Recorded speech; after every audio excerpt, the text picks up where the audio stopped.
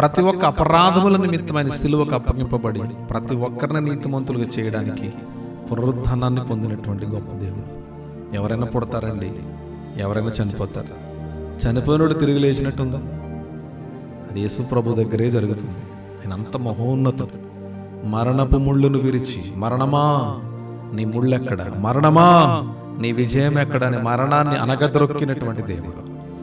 రెండో మరణాన్ని కూడా తప్పించి నశించిపోతున్న నరకపు పొల్లుమేరల్లో సంచరిస్తున్నటువంటి మానవుడును అద్భుతమైన పరలోక పౌరసత్వాన్ని పొందుటకు కారకుడిగా మార్చబడ్డాడు. ఎవరైతే యేసునందు విశ్వాసం ఉంచుతారో వారికే మోక్షరాజ్యం, అందులో సందేహము లేదు. యేసు తప్ప మరొక మార్గమే లేదండి. ఆమె చెప్పండి. యేసు తప్ప మనకు వేరే మార్గమే లేదు. ఏ మార్గంలోకి వెళ్ళినా యెరెమీయా ప్రవచించాడు కదా, మార్గములలో నిలిచి చూడండి. పురాతనమైనటువంటి మార్గముల గురించి మీరు ఆలోచించండి. మేలు కలుగు మార్గమేదో అది యోచించి దాని ప్రకారంగా నడవండి. ఎన్నో మార్గాలు ఉన్నాయంట. యెరెమీయా ప్రవచించాడు. క్రీస్తు శకం 630 సంవత్సరాల క్రితం మాట్లాడినటువంటి మాట ఇది. మార్గములలో నిలిచి ఉండండి. మేలు కలుగు మార్గం మీద యోచించుకుని దాని ప్రకారంగా నడవండి. ఏది మంచి మార్గం? ఆ మార్గంలో మీరు నడవాలని ప్రవక్త ముందే ప్రవచించాడు. ఆ మార్గమే.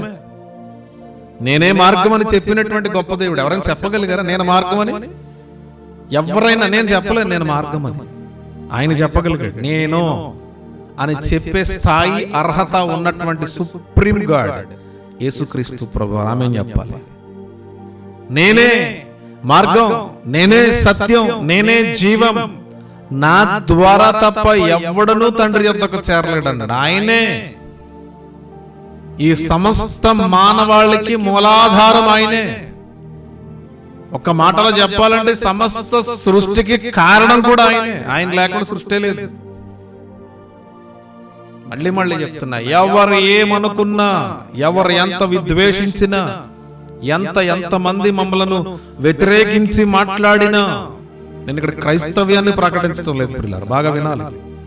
నేను ఎప్పుడు క్రైస్తవ్యాన్ని ప్రకటించను. క్రైస్తవులుగా మారేది వాళ్ళు. నేను ఎందుకు మారుస్తా ఎవరినన్నా?